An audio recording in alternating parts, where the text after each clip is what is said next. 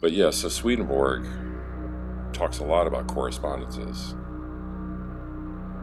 But in terms of the chart, like the big correspondences for me were the light in the darkness.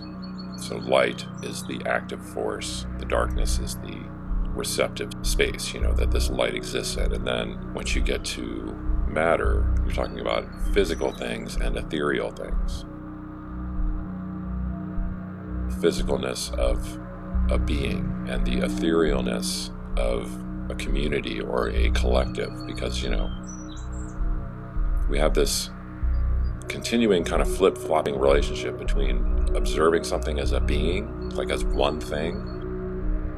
Your body is one thing apparently, but well, wait a minute, when you zoom in on it,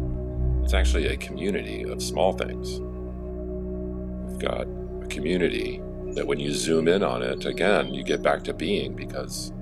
eventually with a community of cells, you get down to just one cell, and then you're studying this one cell that then contains other little beings within it, like mitochondria or a nucleus or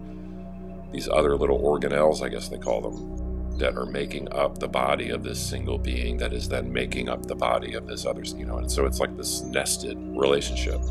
of back and forth between the individual and the collective, and obviously even matter itself works in this way. You might have an object and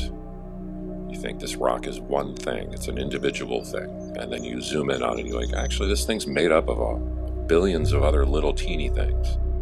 and each one of those little teeny things is made up of a collective of even more little teeny things.